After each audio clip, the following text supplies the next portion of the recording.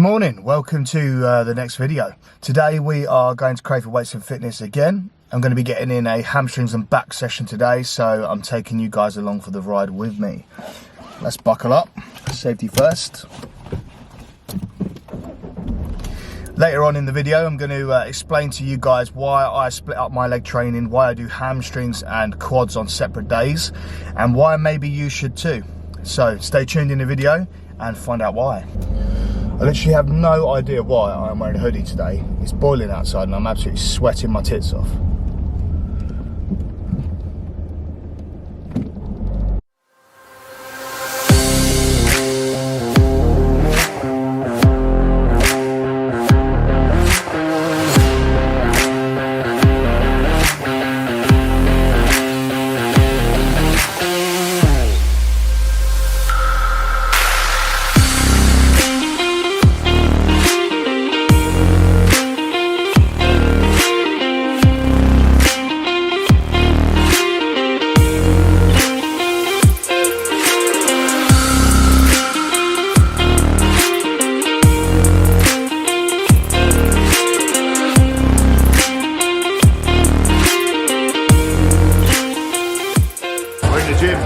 So first exercise done, we did lying hamstring curls. Top set on that was 55 this week, so that was 5 kilos up from last week, same amount of reps, 10 reps. Back off set was 45 for 12. Last week I got 40 for 12, so again 5 kilo increase. Keeping it nice and controlled, squeezing at the top, not dropping off the weight on the way down, and obviously not throwing the weight up, pushing your hips into the pad, not allowing your hips to come off the pad, just to make sure you've got full control of that weight, maximising the tension in the hamstring. So we've got rack pulls now, so you're going to see what we get up to with this. Last week was 180 for 10, so we'll see if we can go 190. Let's do it.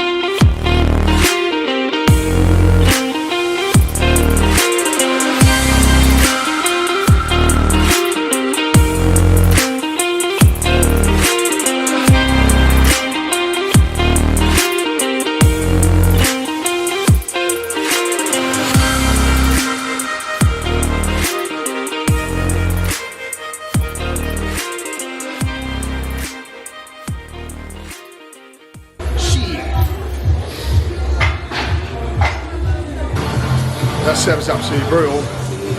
Now we've got seated hamstring curls. So we've done lying hamstring curls, rack pulls, seated hamstring curl next. Let's do it.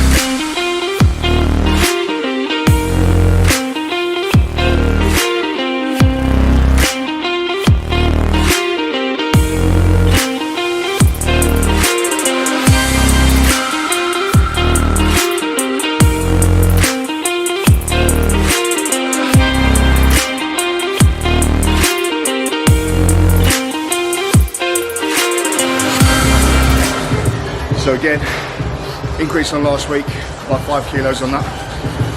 15 reps, no, 10 reps, not 15. This back off is for 10 to 15 now.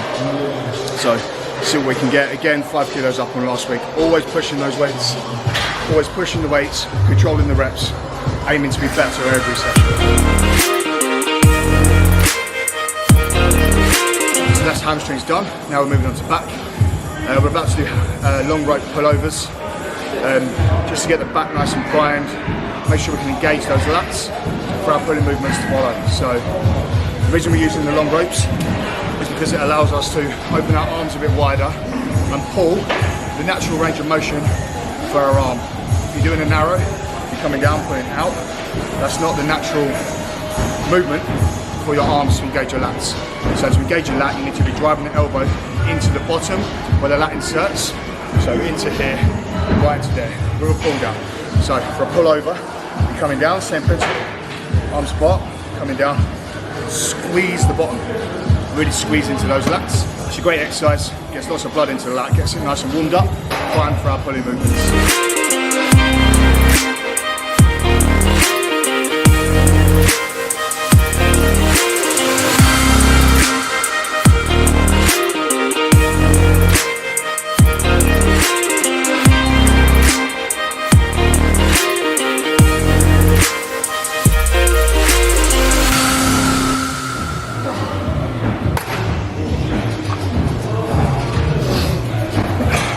Really important with this movement to keep your arms nice and straight, or if you do bend them, only ever so slightly, but you need to make sure that at the end of the movement, you're not in this, because that will engage your tricep. Think tricep pull down, do that, bent, straight. With this, you want to maintain the same angle the whole way through. Take that tension off the tricep, put it on the lap. Okay, so we got standing unilateral row now on the machine, hammer strength machine.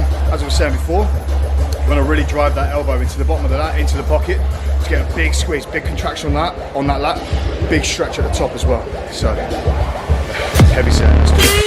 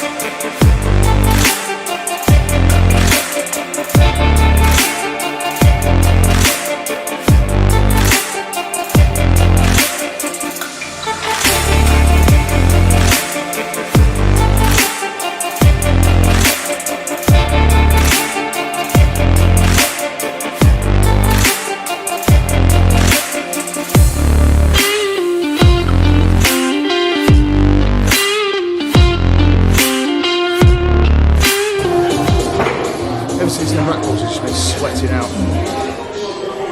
Okay, final set, back off set on the standing unilateral row. Let's get it done.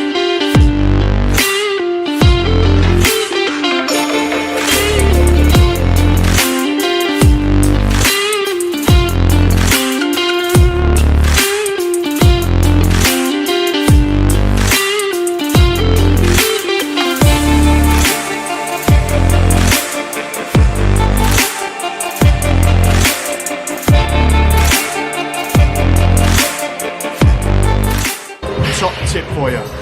Earlier what I was saying about keeping your arms apart when you're trying to engage your lats, because it's the natural range of motion for your arms to really drive that elbow into the pocket to really squeeze the lat. Same with this. So with a lat pull down, use D handles on it, get the easy bar, put the D handles over the top just so that there's that little drop for the D handles to sit in. If you use a straight bar, you're at risk of them coming off the sides. So yeah, use the easy bar, D handles over the top, just allows you to pull down, keeping that natural range of motion with your elbows. Let's do it.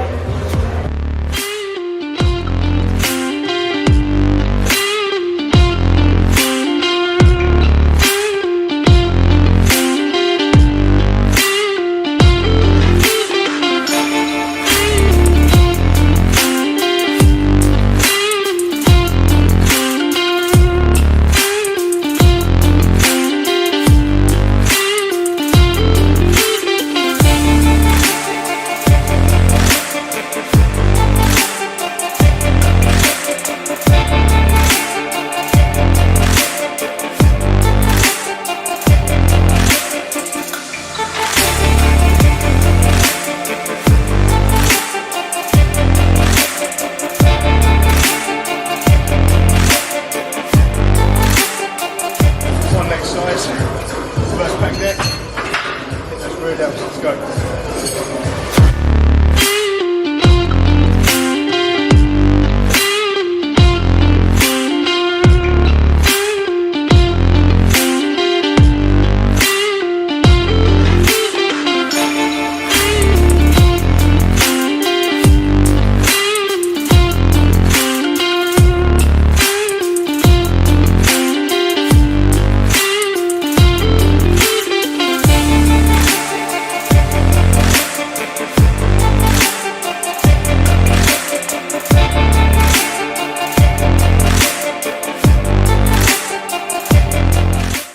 Okay, so that is the workout done. Hamstrings and back session. Now, you're probably wondering why I'm splitting my hamstrings on my back day, and I'm doing quads with like delts and arms. The reason for this is because if you think about it, right, if you train legs and you always do quads first and then hamstrings, maybe finish with calves, your quads are always getting your full energy, your full attention, because they're at the beginning of the workout. Now you may alternate this, you may switch, and you may do hamstrings first one day and then quads first the next day. That evens it up a little bit, but then how many leg sessions are you doing a week? 1, 2? If you're doing 2, I suppose that's sufficient. If you're doing one a week, that's not really going to cut it. Basically, if you're doing quads first, your hamstrings are just getting neglected for like pretty much a whole week. So the way I like to do it is to split it, hamstrings, back on the end. That means I can do either an RDL, a rack pull, a deadlift, and that works your back as well as your hamstrings. And then quads with delts and arms, or chest, or another upper body part. That just means that when I train hamstrings with back, hamstrings are getting my full attention, all my energy, because they're at the beginning of the workout. Now when it comes to training back, you may think, well, that takes away from the back exercises, because obviously you're training hamstrings first, and then when it comes to training back, you're going to be short on energy because you've already smashed hamstrings doing things like RDLs, or a stiff leg deadlift or something like that. But you'll actually find that you get a second wind, because yeah, doing an RDL or a rack pull works your back, but in terms of maximising the contraction in your lats, things like that, they haven't really been worked.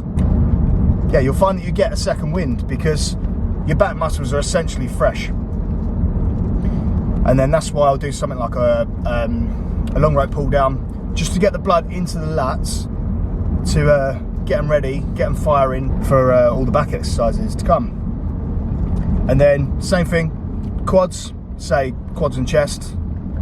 You go into the session, I do hack squat on my quad day, leg extensions first to warm them up, prime them for the hack squat. Then I'll do like a hack squat, rest pause on the leg press. And then after that, same thing, you get a second wind, you go into chest. Your chest has not been worked while you're doing the hack squat or leg extensions, therefore it is fresh, and then you can go in and you can smash chest as well. So the thing with this is as well, if you're someone like me, I used to like going in and just doing a leg day, and then I know leg day, even though I enjoy leg day is done for at least 5 days. But with this, if I do hamstrings and back today, tomorrow I've got quads, delts and arms, then it feels like you're doing 2 leg days in a row, when basically you are. But in doing it this way, it just means that you can put maximum effort into those exercises. Because I guarantee you've all done a leg day before where you've started with squats, leg extensions, maybe some lunges, and then you go to do an RDL or a stiff leg deadlift. And if you're tall like me, your lower back starts to play up, you start to ache in your lower back, and you just can't do those movements because all of your energy has been put into those first few movements. And then you come to do a big compound movement like an RDL, you just got nothing left. Ian Bill. On my new split, I pretty much hit legs, what, maybe 3-4 times a week. I hope you guys like this video, I hope you learned something. And if you did, please hit that subscribe button. Like I say, you're going to be getting 1 video a week from me from now on. I'm going to be prepping for a show next year, and I really want you guys to follow along the journey with me, so make sure you subscribe. See you in the next video.